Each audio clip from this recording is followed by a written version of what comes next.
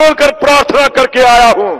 जब मुझे तोहमत सुनाई गई कि राज बब्बर पिछली बार तो तुम कह रहे थे कि गठबंधन में चली गई, इस बार तो तुम अध्यक्ष हो और तुम हमें धोखा दे रहे हो। पर याद रख लियो राज बब्बर, जिसने अपने घर वालों पर भरोसा नहीं किया, घर वालों की इज्जत नहीं की, बाहर उसकी इज्जत नहीं हो सकती। मैंने कहा जीत और हार तो ईश्वर के हाथ है। मैंने अपने नेताओं के सामने गुहार लगाकर कहा कि मैं उस क्षेत्र में जाना चाहता हूं, कम से कम अपनी नजरों में तो साफ रहूंगा, पाक रहूंगा। ये तो कोई मुझसे नहीं कहेगा कि मैंने अपनों पर भरोसा नहीं किया। बाकी जीत और हार तो इनके हाथ में, राज बब्बर की क्या औकात है। मैं अपनी बात इसलिए यहां पर कहना चाह रहा था और कह दिया। इसके बाद मेरे पास में कुछ भाषण देने के लिए नहीं है। मैंने तो जो मांग थी अपने नेताओं के सामने रख दी है। बस नेताओं से गुहार करूंगा कि जब तक हमारे वरिष्ठ नेताओं के नाम पुकारे जाएं, तब तक तालियों की गड़गड़ाहट रुके नहीं। यही मेरी आपसे प्रार्थना है। बहुत धन्यवाद। जय हिंद। धन्यवाद माननीय राज बब्बर जी। अभी आपके बीच में माननीय ज्योतिरादित्य सिंधिया जी, जो हमारे प्रभारी हैं इस क्षेत्र के, उनको आना था, लेकिन उन्होंने दीदी के लिए कहा है कि माननीय बहन प्रियंका गांधी जी आपके बीच में आएंगी और वो आपके बीच में अपनी बात रखेंगी। लेकिन जब तक दीदी नहीं आए यहाँ पे, तब तक तालियों की गड़गड़ाहट बंद नहीं होनी चाहिए। ऐसा लगना चाहिए कि आगरा की सरजमी पे दीदी आई हैं और हम लोगों के दिलों पर राज करती हैं। एक सौम्य, एक ऐसा व्यक्तित्व जिसमें इंदिरा दिखाई देती है।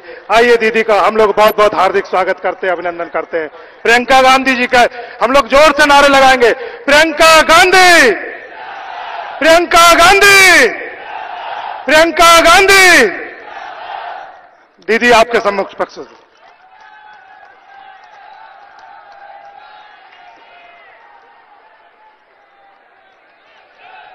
नमस्कार। आप बहुत देर से इंतजार कर रहे हैं। आज बहुत कड़ी धूप है, इसके लिए आप सबका बहुत बहुत धन्यवाद। मैं ज्यादा लंबा नहीं बोलना चाहती क्योंकि अध्यक्ष महोदय यहाँ बैठे हैं और मेरे बाद इन्हें बोलना है। मैं दो तीन चीजें बताऊंगी जो मेरा अनुभव इन 2 महीनों में हुआ है, जब से मैंने उत्तर प्रदेश का दौरा शुरू किया।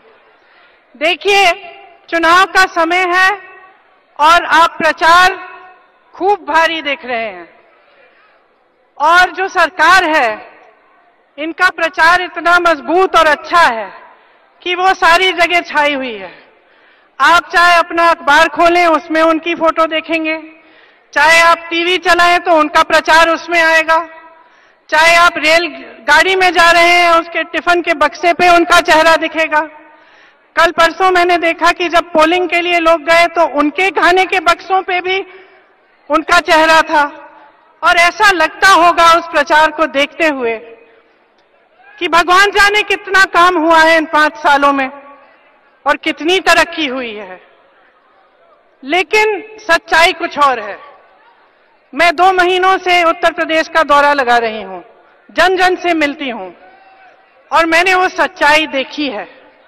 मैंने वो सच्चाई उन नौजवानों की आंखों में देखी है जो हर चौराहे पे, हर बाजार पे मुझसे मिलते हैं और कहते हैं कि हमारे पास दीदी कोई रोजगार नहीं है। मैं वो सच्चाई उन आलू किसानों की आंखों में देखती हूं जो लखनऊ, रायबरेली तक मेरे पास आकर मेरे से बात करते हैं, मुझे बताते हैं कि आज बीज का दाम उपज के दाम से ज्यादा है, कि कर्ज में डूबे हुए हैं, कि उनकी लागत दुगनी हो चुकी है, कि कोल्ड स्टोरेज या तो बंद है या उनकी कीमत इतनी है कि वो नामुमकिन है। वो एक किसान जिसने मुझे बताया कि 19 टन आलू लेकर महाराष्ट्र जाना पड़ा उसको बेचने के लिए, जहां 94,000 रुपए उन्हें मिले। रास्ते में जाने के लिए उन्होंने 42,000 रुपए खर्चे, कोल्ड स्टोरेज के लिए 46,000 रुपए खर्चे और अंत में मात्र 490 रुपए, मात्र 490 रुपए लेकर घर आए। उन्होंने वो रुपए एक लिफाफे में डाले और हमारे प्रधानमंत्री जी के घर भेजे, उनको यह बताने के लिए कि यह है हमारी हालत, ये है इस देश की असलियत जिसे आप पहचान नहीं रहे हैं, जिसको आपका प्रचार छुपा है। ये असलियत जो आप भुगत रहे हैं, इसके बारे में मुझसे ज्यादा आप जानते हैं। और जो प्रचार आप देखते हैं, इसका झूठ आप समझते हैं। जब आप सवाल उठाते हैं, आपसे कहा जाता है कि आप देशद्रोही हैं। मैं महिलाओं से मिली, अध्यापकों से मिली, किसानों से मिली, जिनको पीटा गया जब उन्होंने प्रदर्शन किया, अपना हक मांगा, अपना अधिकार मांगा, उनको पीटा गया, उन पर तमाम कानून लगाए गए, रासुका लगाया गया और उनको कहा गया कि तुम देशद्रोही हो, तुम आवाज उठाते हो, तुम सवाल उठाते हो। प्रचार करने के समय आप देशद्रोही, जनता देशद्रोही और सरकार कहती है हम राष्ट्रवादी हैं। भाजपा के नेता कहते हैं कि हम राष्ट्रवादी हैं। मैं पूछती हूं, आप राष्ट्रवादी हैं तो शहीदों का आदर करिए, उन शहीदों का आदर करिए जो हिंदू हैं, जो मुसलमान हैं, और जो शहीद आपके विपक्ष के नेता के पिता हैं, उनका भी आदर करिए। अगर आप राष्ट्रवादी हैं, तो उन स्वतंत्रता सेनानियों का अपमान करना बंद करें, जिन्होंने इस देश की नींव डाली, जिन्होंने अपने खून और पसीने से इस देश को आजाद किया। उन महापुरुषों का आदर करिए जिन्होंने इस देश की नींव डाली। अगर आप राष्ट्रवादी हैं, तो चुनाव के समय पाकिस्तान की नहीं, हिंदुस्तान की बात करिए। हिंदुस्तान के नौजवानों को बताइए आप उनके लिए क्या करने जा रहे हैं। हिंदुस्तान की महिलाओं को बताइए कि आप उनके लिए क्या करने जा रहे हैं। हिंदुस्तान के किसानों के लिए कहिए कि आपने कौन सी योजना बनाई है। गरीबों के लिए बताइए आप उनके लिए क्या करेंगे। अगर आप राष्ट्रवादी हैं, तो जब देश भर से नंगे पांव हजारों की तादाद में, लाखों की तादाद में किसान आपके दरवाजे तक आए, तो आप उनसे मिले क्यों नहीं? आपने उनसे उनका दर्द क्यों नहीं पूछा? अगर आप राष्ट्रवादी हैं, तो जब आपके किसी साथी ने किसी महिला के खिलाफ कोई गलत बयान दिया, तब आपने इस देश की तहजीब उनको क्यों नहीं सिखाई? अगर आप राष्ट्रवादी हैं, तो धर्म के नाम पर जब किसी की निर्मम हत्या की गई, तो उनके हत्यारों को सम्मानित करने के बजाय आपने उन परिवारों का दुख क्यों नहीं बांटा? अगर आप राष्ट्रवादी हैं, तो उस लोकतंत्र का आप आदर क्यों नहीं करते जिस लोकतंत्र ने आपको सत्ता दी? उन संस्थाओं को आप जी जान से क्यों नहीं उनकी रक्षा करते, जिन संस्थाओं से जनता को शक्ति मिलती है, जिन संस्थाओं से इस देश की जनता मजबूत बनती है? उनको नष्ट करने का प्रयास क्यों करते हैं? लोकतंत्र को नष्ट करने का प्रयास क्यों करते हैं? अगर आप राष्ट्रवादी हैं, तो आप जनता की आवाज को बंद क्यों करना चाहते हैं? जब जनता आपसे सवाल पूछती है, आपको खुश होना चाहिए। आपको ये सोचना चाहिए कि देखिए, मैं एक ऐसे देश में रहती हूं या रहता हूं जिसमें जनता की आवाज उठती है, जिसमें जनता सवाल पूछती है, जिसमें जनता जागरूक है, जिसमें जनता मजबूत है। उसके बजाय आप उस आवाज को दबाना चाहते हैं और पूरे प्रयास में रहते हैं कि जनता की आवाज ना आप तक पहुंचे और ना किसी और तक पहुंचे। अगर आप राष्ट्रवादी हैं, तो उस जनता का नमन करिए जो आपसे सवाल पूछती है, जो आपसे ये कहती है कि मेरे चुनाव में मेरे से भाषण लेने आते हैं, मेरे से बात करने आते हैं, तो काम की बात करिए, मुझे बताइए मेरे लिए आप क्या करेंगे। आपको गर्व होना चाहिए ऐसी जनता पर। लेकिन लगता है कि इस सरकार को न लोकतंत्र पर गर्व है, न हमारी संस्थाओं पर गर्व है और न हमारी जनता पर गर्व है।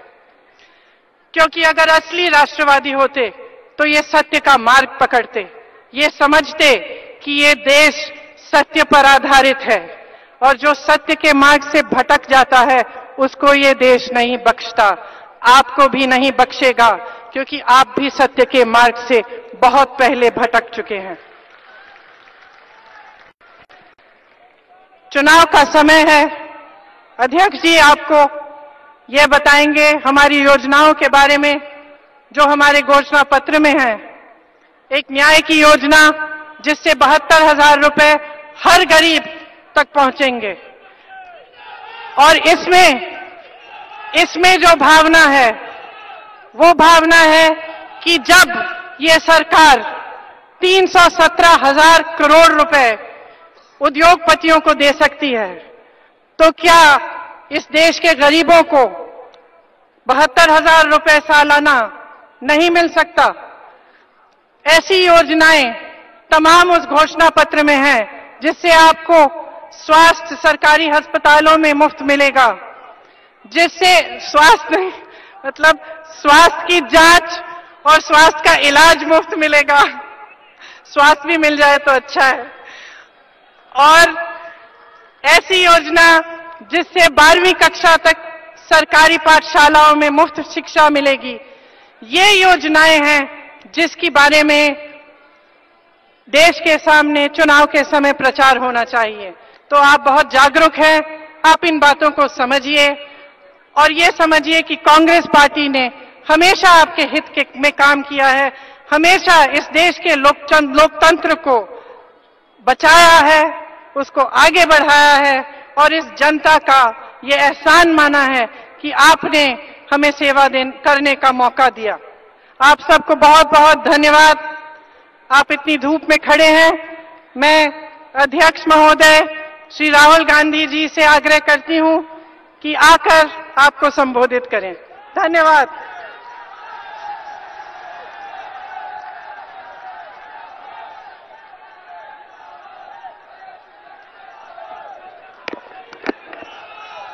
मंच पर आसीन भारतीय राष्ट्रीय कांग्रेस के अध्यक्ष आदरणीय राहुल गांधी जी, भारतीय राष्ट्रीय कांग्रेस की महासचिव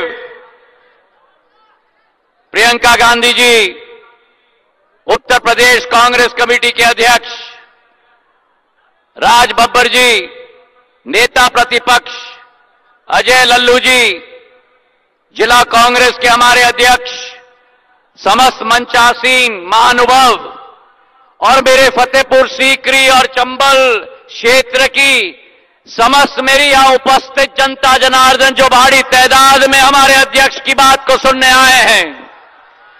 आज वक्त है बदलाव का और वक्त है जिन लोगों के चेहरे पर मुखौटे लगे हुए होते हैं उन मुखौटों को उतार कर सच्चाई का आईना उन लोगों को दिखाने का समय आ चुका है। मेरे क्षेत्र के निवासी, ये वो समय है जहां आपके सामने एक प्रत्याशी राज बब्बर जी के रूप में कांग्रेस का प्रत्याशी है, राहुल गांधी जी के प्रत्याशी हैं, पर सबसे महत्वपूर्ण इस अंचल, इस माटी और जन जन के प्रत्याशी हैं। आज वो समय आ गया। 5 साल पहले एक हस्ती आए थे आपके सामने वोट बटोरने और वोट मांगने के लिए, किसान के नाम पर, नौजवान के नाम पर, राष्ट्र के नाम पर। 5 साल से उस व्यक्ति का चेहरा नहीं दिखा। अब जब 60 महीने की घड़ी लग गई तो दोबारा वो व्यक्ति आ गया आपके बीच में, दोबारा वोट मांगने के लिए आपके समक्ष आएगा। 60 महीने आपके बीच में तो नहीं आए, पर पूरे विश्व के 84 देशों का दौरा करते करते राष्ट्र नहीं विश्व नेताओं को झप्पी देने में बहुत व्यस्त थे। आज मेरा किसान देश में परेशान। राज बब्बर जी ने आपको सुनाया आलू के किसान की स्थिति। लागत का दाम कहते थे, हम लागत का दाम आधा करेंगे, आपका समर्थन का मूल दुगना करेंगे। आज क्या स्थिति हो गई? किसान का लागत का दाम दुगना, समर्थन मूल आधा। आलू का दाम 600 रुपया प्रति क्विंटल भी नहीं मिलता, और वो प्रमोद शर्मा खड़ा है यहां जिसने 490 रुपया का मनी ऑर्डर प्रधानमंत्री के कार्यालय में भेजा।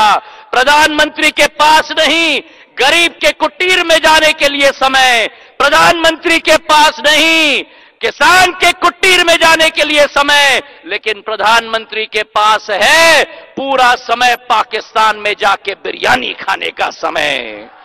प्रधानमंत्री को समय है, चीन का राष्ट्रपति यहां आता है तो साबरमती के तट पर झूला पे झुला के खांडवे और ढोकली खिलाने का समय मिलता है। आज मैं आपसे आह्वान करना चाहता हूं, कांग्रेस पार्टी और राष्ट्रीय अध्यक्ष राहुल गांधी किसान की लड़ाई लड़ रहे हैं, नौजवान की लड़ाई लड़ रहे हैं, उस नौजवान की जिसको मोदी जी ने कहा था हम लाएंगे अफसरों का भंडार, लेकिन लेके आए पान और पकौड़े वाली सरकार। आज जिसके दम पर ये सरकार में आए, आज उनका ही दमन कर रहे हैं। तो इन्हीं चंद लाइनों से आह्वान करता हूं मैं अपने राष्ट्रीय अध्यक्ष को कि आंधियों की जिद है, आंधियों की जिद है, जहां बिजलियां गिराने की आंधियों की जिद है, जहां बिजलियां गिराने की हमारी भी जिद है, वहीं आशियां बनाने की। अरे आंधियों की जिद है, जहां बिजलियां गिराने की हमारी भी जिद है, वहीं आशियां बनाने की। अगर असूलों पर टक्कर लगे, अगर असूलों पर टक्कर लगे तो टकराना जरूरी है, अगर जिंदा हो तो जिंदा नजर आना जरूरी है। धन्यवाद। जय हिंद, जय भारत। धन्यवाद माननीय ज्योतिरादित्य सिंधिया जी, आपने बहुत ही ओजस्वी वक्ता के रूप में हम सबके नेता हैं आप, और बहुत जबरदस्त तरीके से बात रखी। मैं चाहता हूं कि आप सब लोग अपने माननीय राष्ट्रीय अध्यक्ष राहुल गांधी जी के लिए बहुत आतुर है, और क्षेत्र की जनता दूर दूर से उसे सुनने के लिए आई हुई है। जब तक माननीय राहुल गांधी जी आए तब तक तालियां नहीं रुकनी चाहिए। हमारे माननीय राष्ट्रीय अध्यक्ष राहुल गांधी जी।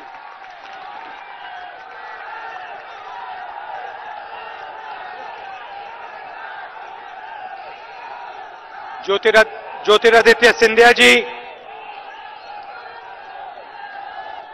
प्रियंका जी, राज बब्बर जी,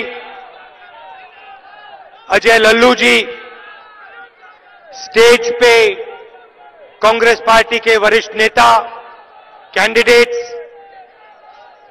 भाइयों और बहनों, प्रेस के हमारे मित्रों, आप सबका यहां बहुत बहुत स्वागत, नमस्कार। 2014 में नरेंद्र मोदी ने 3 वायदे किए थे। 3 वायदे किए थे। युवाओं को हर साल 2 करोड़ युवाओं को रोजगार देने का वायदा। जहां भी जाते थे युवाओं को रोजगार देने की बात करते थे। किसानों से कहा कर्जा माफ करूंगा।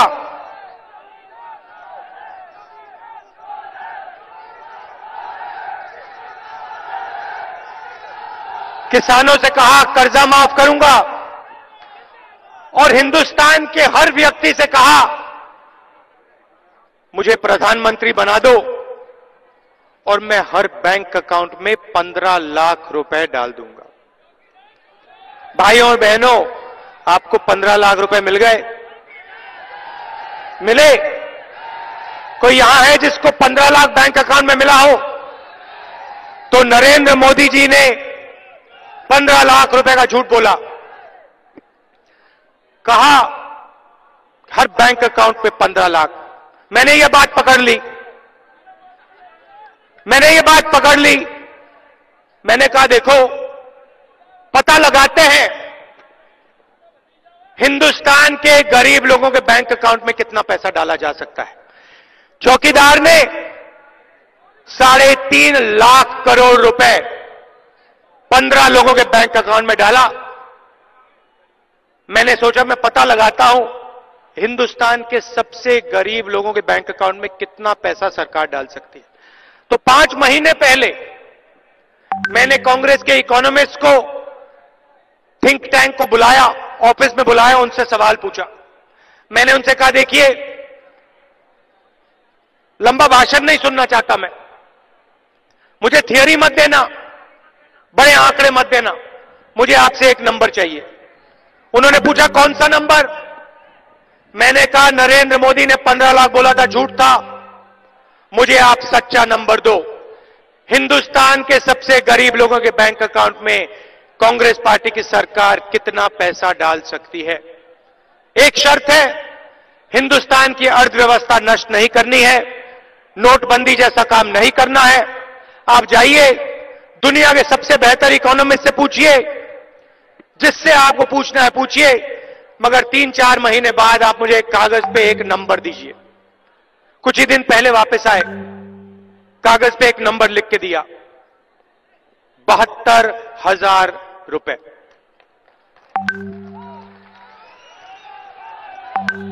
72,000 रुपए, यह आपने पोस्टर पे लिखा हुआ है 72,000 रुपए। यह न्याय है? 72,000 रुपए एक साल के, 3,60,000 रुपए 5 साल के। कांग्रेस पार्टी ने निर्णय लिया है कि हिंदुस्तान के सबसे गरीब, सबसे कमजोर 20% लोगों के बैंक अकाउंट में हर साल 72,000 रुपए हम डालेंगे।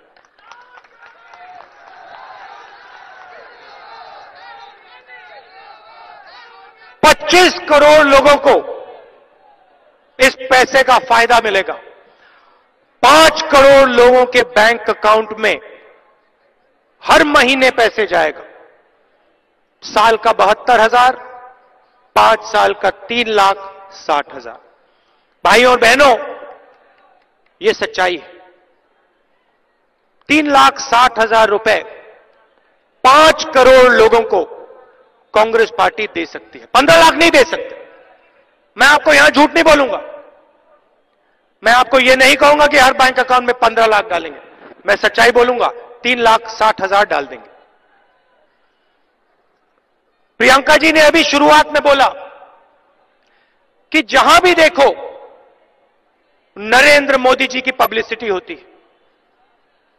टीवी चालू करो, नरेंद्र मोदी, रेडियो चालू करो, नरेंद्र मोदी, सड़क पे चलो, नरेंद्र मोदी। इतनी पब्लिसिटी का पैसा कहां से आता है? आप टीवी पे 30 सेकंड के लिए लाखों रुपए लगते हैं, अखबार में लाखों रुपए रखते हैं। ये देश में हर रोज जो नरेंद्र मोदी की फोटो आ रही है, इनका चेहरा आ रहा है, इसका पैसा कौन दे रहा है? नरेंद्र मोदी की जेब से तो नहीं आ रहा ना? तो ये पैसा कहां से आ रहा है? आपने कभी सोचा कि करोड़ों रुपए की पब्लिसिटी, पैसा कहां से आ रहा है? मैं आपको बताता हूं। भाइयों और बहनों, नरेंद्र मोदी ने आपका पैसा चोरी करके, लाखों करोड़ रुपए चोरी करके इन चोरों को दिया है। नीरव मोदी 35,000 करोड़ रुपए, विजय माल्या 10,000 करोड़ रुपए, ललित मोदी, मेहुल चोकसी, अनिल अंबानी, लाखों करोड़ रुपए आपका पैसा छीनकर इनको दिया गया है। पहले नारा हुआ करता था, अच्छे दिन आएंगे, याद है? मोदी जी कहते थे अच्छे दिन, जनता कहती थी आएंगे। बुरे दिन आ गए ना। अब नया नारा सुनो, चौकीदार चौकीदार चौकीदार। 5 साल में अच्छे दिन से चौकीदार चोर है तक पहुंच गए।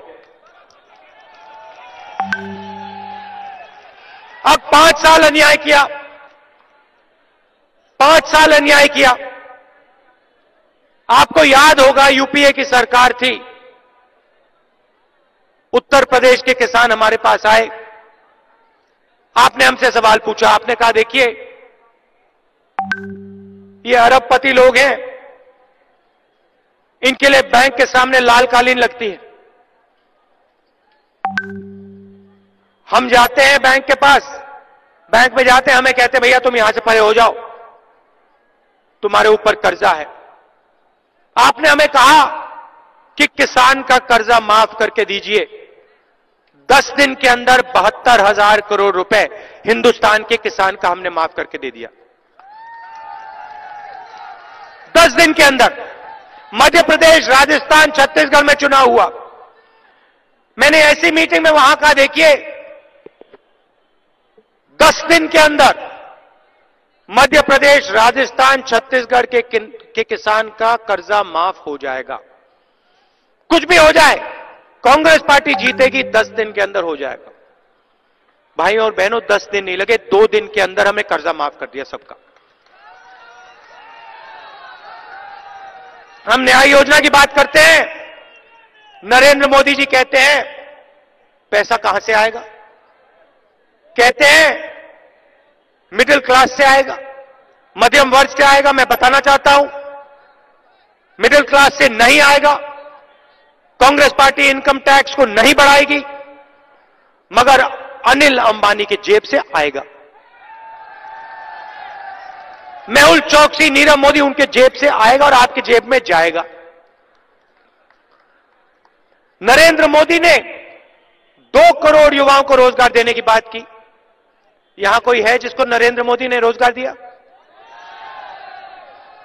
अच्छा, एक और सवाल, यहां कोई किसान है जिसके खेत में रात को आवारा पशु नहीं आया हो? एक है यहां पे। अभी हमने देखा हेलीकॉप्टर से खेतों में आवारा पशु घूम रहे हैं। बर्बाद कर दिया है नरेंद्र मोदी ने हिंदुस्तान के किसानों को। वो उनकी चौकीदारी कर रहा है, अनिल अंबानी की, मेहुल चौकसी की, नीरव मोदी की। अच्छा, एक सवाल, आपने किसान के घर के सामने कभी चौकीदार देखा है? कभी जिंदगी में आपने चौकीदार के घर के सामने किसान देखा? बेरोजगार युवा के सामने, घर के सामने देखा? छोटे दुकानदार के सामने चौकीदार? अच्छा, अनिल अंबानी के घर के सामने कितने चौकीदार हैं? मेहुल चौकसी, नीरव मोदी, चौकीदार को तो इन लोगों के घर के सामने होते हैं। लाखों करोड़ों रुपए चोरी किए हैं, इसलिए चौकीदार की जरूरत होती है। तो ये नरेंद्र मोदी आपको नोटबंदी में खड़ा करता है, आपसे कहता है काले धन के खिलाफ लड़ाई, काले धन के खिलाफ लड़ाई। अच्छा भैया, एक बात बताओ, नोटबंदी के समय लाइन में काले धन वाले खड़े थे क्या? अनिल अंबानी खड़ा था लाइन में? मेहुल चौकसी, नीरव मोदी खड़े थे क्या? हिंदुस्तान के ईमानदार लोग थे, किसान थे, मजदूर थे, छोटे दुकानदार थे, ये लोग खड़े थे। आपके जेब में से पैसा निकालकर चोरों के जेब में पैसा डाला नरेंद्र मोदी ने। 2 करोड़ युवाओं को रोजगार देने की बात की, झूठ बोला। मैं आपको सच्चाई बताता हूं, 22 लाख सरकारी नौकरियां खाली पड़ी हैं। 45 साल से सबसे ज्यादा बेरोजगारी आज है, मगर 22 लाख सरकारी नौकरियां खाली पड़ी हैं। मैं आपको स्टेज से कह रहा हूं, 1 साल के अंदर 22 लाख नौकरियां हम भर देंगे आपके लिए। मैं आपसे कह रहा हूं कि 10 लाख युवाओं को पंचायतों में रोजगार दिया जा सकता है, यह सच्चाई है। 10 लाख युवाओं को हम रोजगार दिलवा देंगे, मगर मैं आपको स्टेज से 2 करोड़ युवाओं को रोजगार देने की बात नहीं करूंगा, 15 लाख की बात नहीं करूंगा, 3,60,000 की करूंगा। आप दिन भर काम करो, उत्तर प्रदेश का किसान काम करे, अपना खून पसीना दे और फायदा उनको मिले। 2 हिंदुस्तान बनाना चाहते हैं, एक हिंदुस्तान अनिल अंबानी जैसे लोगों का, नरेंद्र मोदी जैसे लोगों का, प्राइवेट हवाई जहाज में उड़ते हैं, जो भी उनको चाहिए मिलता है। बच्चों को कॉलेज यूनिवर्सिटी भेजना होता है, बेहतर से बेहतर कॉलेज में भेज देते हैं, लाखों रुपए दे देते हैं, कोई फर्क नहीं पड़ता इनको। परिवार में कोई बीमार होता है, एमआरआई की जरूरत होती है, कैट स्कैन की जरूरत होती है, लाखों रुपए दे देते हैं। किसी को कैंसर होता है, दिल का दौरा होता है, एकदम लाखों रुपए दे देते हैं। मगर आप अपने बच्चों को कॉलेज यूनिवर्सिटी भेजना चाहो तो नहीं भेज सकते। पहले लाखों रुपए निकालकर उन्हीं चोरों को दो। बीमार होता है, इलाज की जरूरत होती है, लाखों रुपए तो उन्हीं चोरों को दो। पूरा का पूरा उनका, स्कूल उनके, कॉलेज उनके, यूनिवर्सिटी उनके, अस्पताल उनके। आप लोग बीमा देते हो, उत्तर प्रदेश का किसान बीमा देता है, नुकसान होता है, आपका ही पैसा आपको वापस नहीं मिलता। हिंदुस्तान के डिस्ट्रिक्ट बांट रखे हैं, अनिल अंबानी को 10-15 डिस्ट्रिक्ट दे रखे हैं, बीमा का काम तुम यहां करोगे और कोई नहीं कर सकता। ये लो 15 डिस्ट्रिक्ट, अदानी जी ये आपके हैं, यहां बीमा का काम आप करोगे। भाइयों और बहनों, 10,000 करोड़ रुपए हिंदुस्तान के किसानों का पैसा, बीमा का पैसा इन लोगों ने आपसे चोरी करके लिया है। और जब आंधी आती है, तूफान आता है, आप बीमा का पैसा मांगते हो, आपको कहते हो नहीं भैया आपको नहीं मिलने वाला। आप कौन हो? हम 2 हिंदुस्तान नहीं बनने देंगे, एक हिंदुस्तान होगा। अगर 3,50,000 करोड़ रुपए उनका कर्जा माफ होगा तो फिर किसानों का भी कर्जा माफ होगा। हम न्याय की बात कर रहे हैं। आप चाहते हो कि किसान का कर्जा माफ ना हो, तो फिर आप हिंदुस्तान के सबसे अमीर लोगों का कर्जा माफ मत करो। अगर आप उनका नहीं माफ करोगे तो फिर हम किसान कर्जा माफी नहीं मांगेंगे। मगर अगर आप उनका लाखों करोड़ रुपए माफ कर सकते हो तो फिर हम किसानों का भी लाखों करोड़ रुपए माफ करेंगे। आप देखिए नीरव मोदी 35,000 करोड़ रुपए लेके भाग गया, उसको जेल हुई। अनिल अंबानी 45,000 करोड़ रुपए कर्जा है, जेल में है? नहीं। अब किसान 20,000 रुपए का लोन लेता है, 30,000 रुपए का लोन लेता है, वापस नहीं दे पाता है, उसकी जेल होती है, जेल जाता है। तो आप मुझे बताइए, हिंदुस्तान के अरबपति कर्जे के लिए जेल नहीं जाते, मगर हिंदुस्तान के लाखों गरीब किसान 20,000 रुपए के लिए जेल जाते हैं। क्या ये आपको सही लगता है? क्या ये आपको ठीक लगता है? हमने मैनिफेस्टो में साफ लिख दिया है, 2019 के चुनाव के बाद हिंदुस्तान का कोई भी किसान कर्जे के मामले में जेल में नहीं डाला जा सकेगा।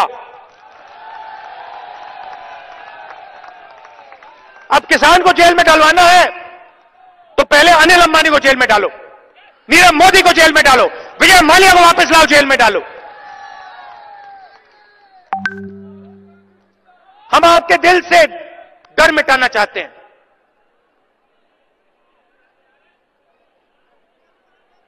कर्जे का डर हो, भविष्य का डर हो, हम हिंदुस्तान के किसान के दिल से उसको मिटाना चाहते हैं।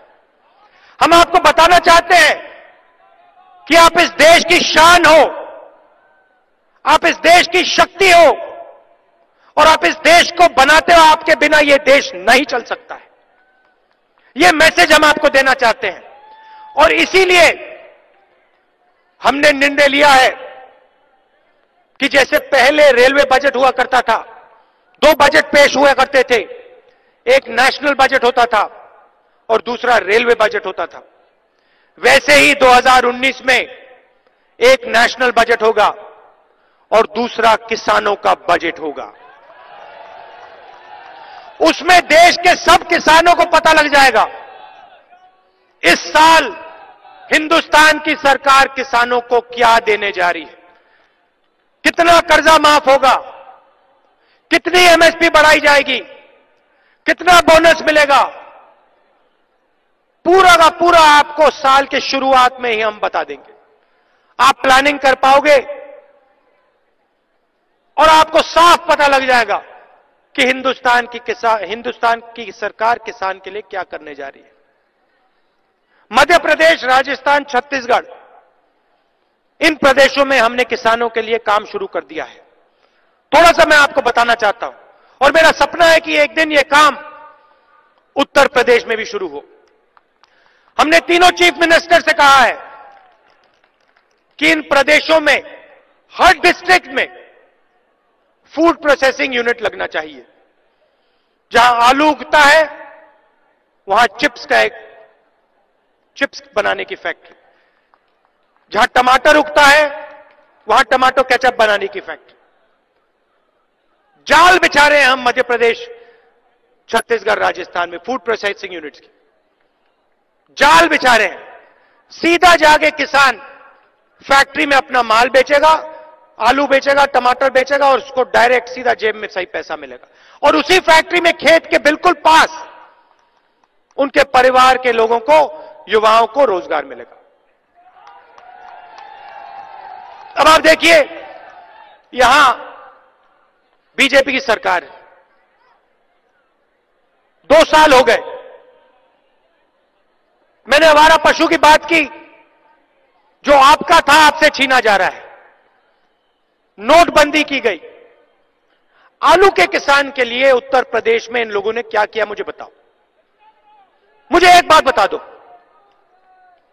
कर्जा माफी की बात की थी, यहां कर्जा माफी का फायदा मिला आपको? किसी को मिला पैसा? नहीं। तो देखिए, जैसे ही 2019 में कांग्रेस पार्टी जीतेगी, हमने किसान बजट की बात की। हर साल हम एमएसपी आपके लिए बढ़ाएंगे। हर साल जैसे हम पहले बढ़ाते थे वैसे ही हम एमएसपी को बढ़ाएंगे। और न्याय योजना का फायदा,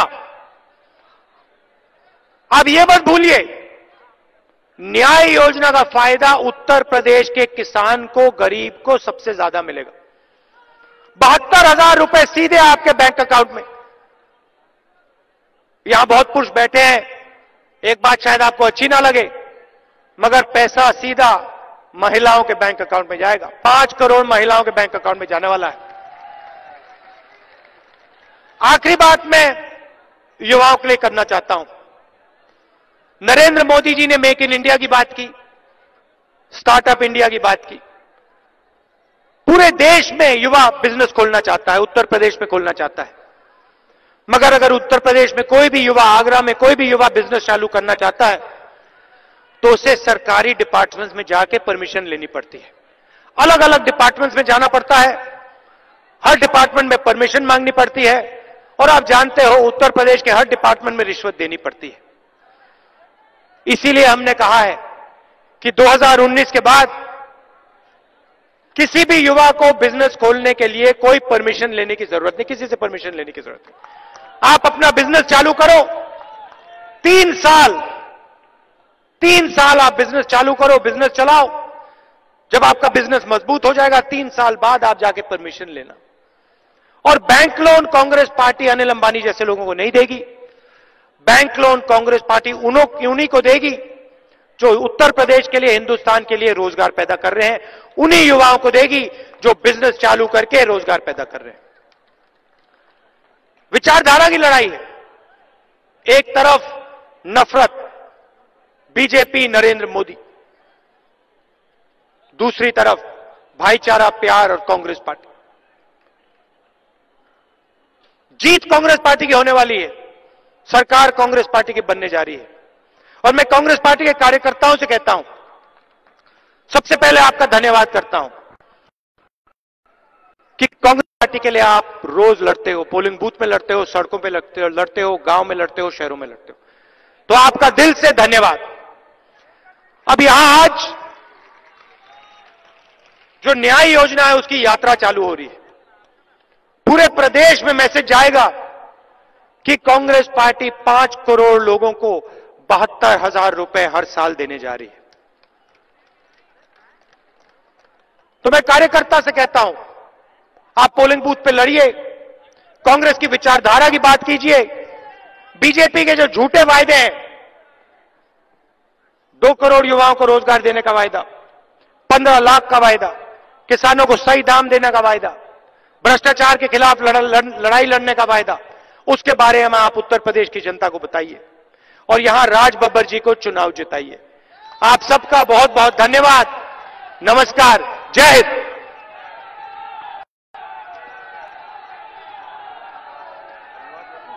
हाँ, इसी क्रम में अभी आपने हमारे राष्ट्रीय अध्यक्ष राहुल गांधी जी को सुना और प्रेस के बंधुओं से निवेदन है कि अभी बाएं हाथ में, मंच से बाएं साइड में माननीय राहुल गांधी जी न्याय यात्रा का शुभारंभ करेंगे।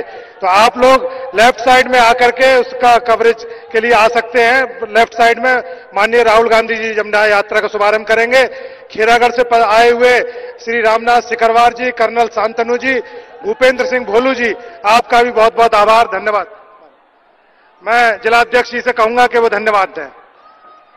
आज बाह क्षेत्र में हुई इस बैठक में हमारे राष्ट्रीय अध्यक्ष माननीय राहुल गांधी जी, माननीय प्रियंका गांधी जी, माननीय ज्योतिरादित्य सिंधिया जी और प्रदेश अध्यक्ष माननीय राज बब्बर जी ने अपने उद्घोषण में बताया 18 तारीख को होने वाले चुनाव में आप भारी बहुमत से राज बब्बर जी को जिताएं।